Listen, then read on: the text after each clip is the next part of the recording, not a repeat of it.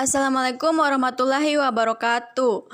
Saya dengan Feby Arfani dari kelas 10 MIPA 1. Baik, di sini saya akan menjelaskan mengenai materi should. Jadi teman-teman, sebenarnya apa sih should itu?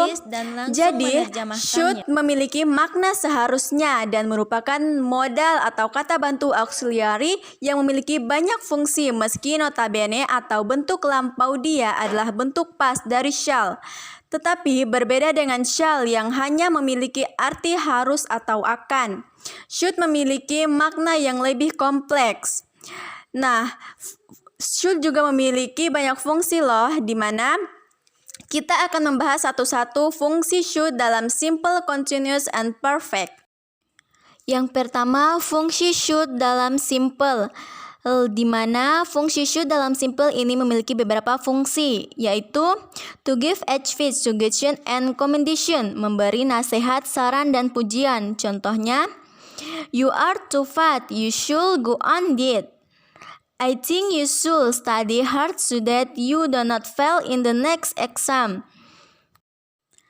Anda terlalu gemuk, Anda harus melakukan diet. Saya pikir Anda harus belajar keras sehingga Anda tidak gagal dalam ujian berikutnya. Ini merupakan contoh kalimat nasihat.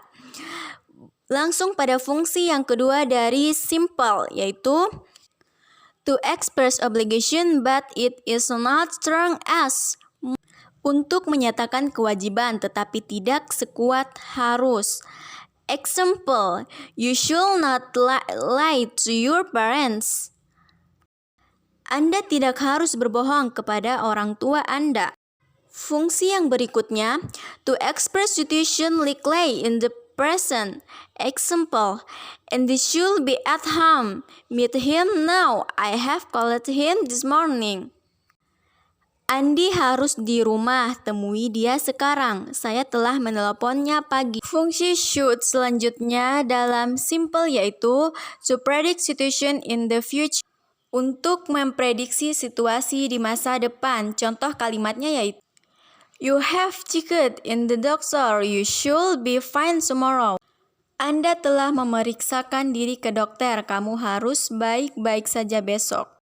Nah, fungsi yang terakhir dalam simple yaitu to advise someone not to do something because it is bad or wrong. Untuk menasihati seseorang tidak melakukan sesuatu karena itu buruk atau salah.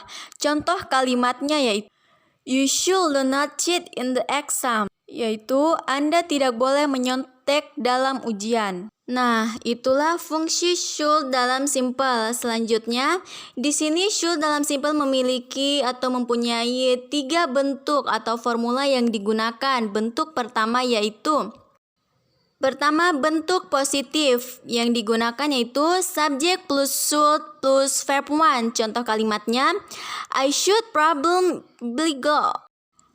Bentuk yang kedua yaitu bentuk negatif yang digunakan yaitu subject plus should plus not plus verb 1. Contoh kalimatnya, this should not little help.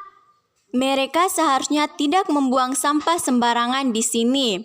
Selanjutnya, bentuk yang ketiga yaitu bentuk interrogatif. Bentuk yang digunakan should plus subject plus verb 1. Contoh kalimatnya yaitu should you have breakfast in your bedroom? Haruskah kamu sarapan di kamar tidurmu? Itulah fungsi should dalam simple dan formula yang digunakan. Selanjutnya, kita akan membahas fungsi should dalam continuous.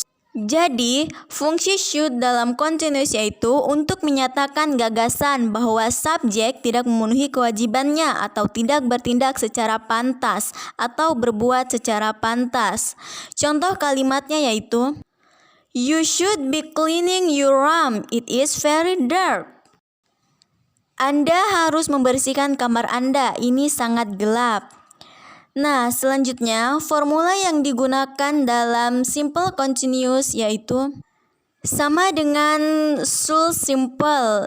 Bentuk yang digunakan itu ada 3 yaitu bentuk positif, negatif, dan interrogatif.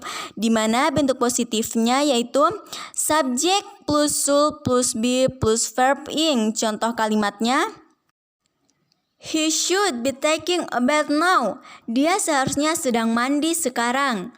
Bentuk negatif atau bentuk yang kedua yaitu subject plus should plus not plus be plus verb ing. Contoh kalimatnya, this is a library, so you should not be reading a book aloud here.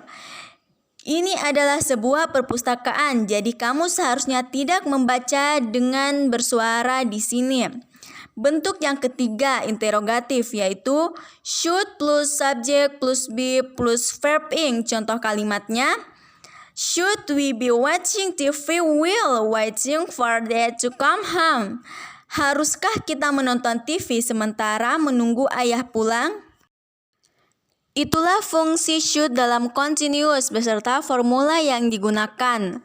Selanjutnya kita akan menuju pada fungsi should yang terakhir atau ketiga yaitu should dalam perfect.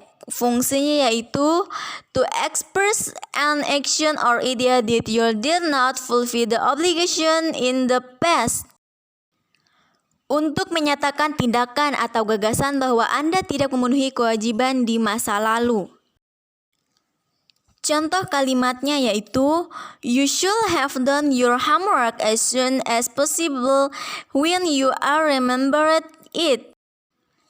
Anda seharusnya mengerjakan pekerjaan rumah Anda sesegera mungkin ketika Anda mengingatnya.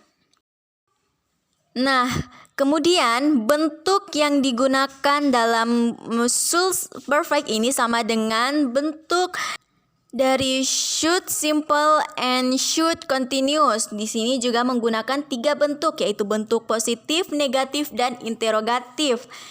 Dalam bentuk positif yaitu subject plus should plus have plus verb 3. Bentuk negatifnya itu subject plus should plus not plus have plus verb 3. Dan bentuk interrogatifnya yaitu should plus subject plus have plus verb 3. Nah, contoh kalimat dalam bentuk pertama atau bentuk positifnya yaitu she should have done her homework. Dia seharusnya sudah mengerjakan PR-nya. Contoh kalimat bentuk negatif atau bentuk keduanya yaitu if it had been rainy yesterday afternoon, I should not have gone fishing. Kalau seandainya kemarin sore hujan, aku seharusnya tidak pergi memancing. Baik teman-teman, itulah fungsi-fungsi should dalam simple, continuous, and perfect serta bentuk atau formula yang digunakan dan beserta contoh-contoh kalimatnya.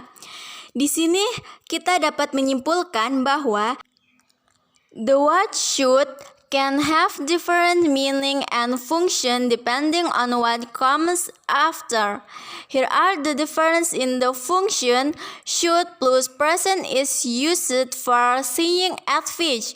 Should plus continuous is used for criticizing present mistake.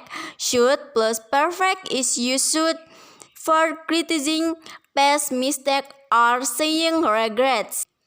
Jadi kesimpulannya adalah bahwa kata should atau harus memiliki arti dan fungsi yang berbeda tergantung pada apa yang muncul setelahnya. Berikut perbedaan fungsinya. Should plus present digunakan untuk mengatakan nasihat dan should plus continuous digunakan untuk mengkritik kesalahan saat ini dan should plus perfect digunakan untuk mengkritik kesalahan masa lalu atau menyatakan penyesalan.